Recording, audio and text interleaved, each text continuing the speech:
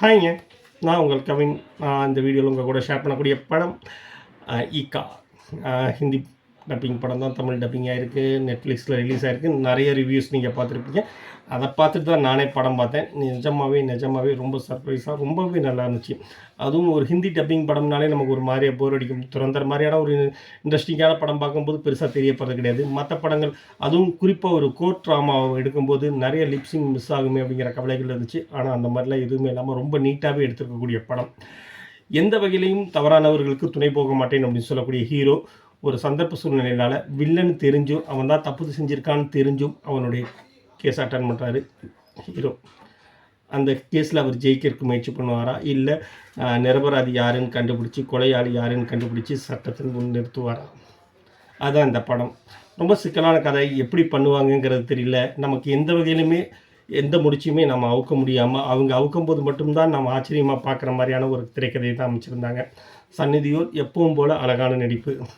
மற்றவங்கள சுற்றி என்ன சொல்கிறது, உண்மையிலேயே ரொம்ப நீட்டான ரொம்ப டீசெண்டான ஹிந்தியில் இந்த மாதிரியான ஒரு ஸ்க்ரீன் பிளேயோட ஒரு படம் வந்துச்சு அப்படின்னு கேட்டிங்கன்னா சமீப காலத்தில் இல்லைன்னு தான் சொல்ல முடியும். நான் பார்த்த முதல் க்ரைம் த்ரில்லரும் இதுவாக தான் இருக்கும்.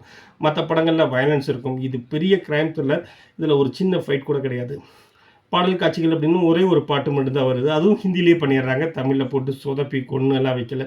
ஹிந்திலேயே முடிச்சிடுறாங்க. பயங்கரமான காமெடியோ எதுவுமே கிடையாது. சீரியஸான சின்சியரான ஒரு கோர்ட் ட்ராமா. அது எந்த அளவுக்கு உண்மைக்கு நெருக்கமாக மனசுக்கு நெருக்கமாக நம்ப முடியுமோ அந்தளவுக்கு கரெக்டாக பண்ணியிருக்காங்க. எல்லா காட்சிகளுமே பரபரப்பாக இருக்குது. நீங்கள் ஒரு 10 நிமிஷம் தொடர்ந்து படத்தை பார்த்துட்டிங்கனாலே போதும். 10 நிமிஷம் கூட தேவை கிடையாது. இந்த படத்தை 2 நிமிஷம் நீங்கள் பார்த்துட்டிங்கனாலே அந்த படம் அப்படி உள்ளே எடுத்துக்கும்.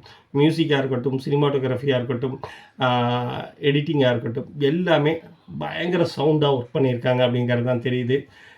வாய்ப்பு இருந்தால் பாருங்கள். உண்மையிலேயே நல்லாயிருக்கு படம். என்ன சொல்கிறது, பணக்கார வர்க்கத்திற்கும் நடுத்தர வர்க்கத்திற்குமான போராட்டங்கள் தான் அப்படின்னு இந்த கதையை எடுத்துக்கலாம். அல்லது ஒரு கெட்டவனுக்கும் நல்லவனுக்குமான போராட்டம் அப்படின்னு இந்த கதையை எடுத்துக்கலாம்.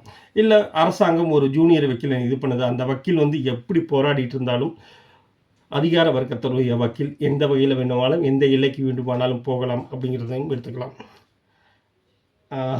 எவ்வளோ வேணாலும் தப்பு செய்யலாம், எப்படியாவது தப்பிச்சிடலாம் அப்படின்னு நினைக்கிறவன் ஏதாவது ஒரு புள்ளியில் மாட்டிப்பான். அவனுடைய தவறுகளுக்கான தண்டனைகள் கண்டிப்பாக கிடைக்கும் அப்படின்னு கூட எடுத்துக்கலாம்.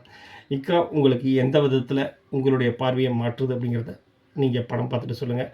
படம் பார்த்தவங்க கமெண்டில் சொல்லுங்கள். நான் இன்னொரு வீடியோவிலையோ அல்லது இன்னொரு லைவ்லையோ கண்டிப்பாக உங்களை சந்திக்கிறேன். நன்றி.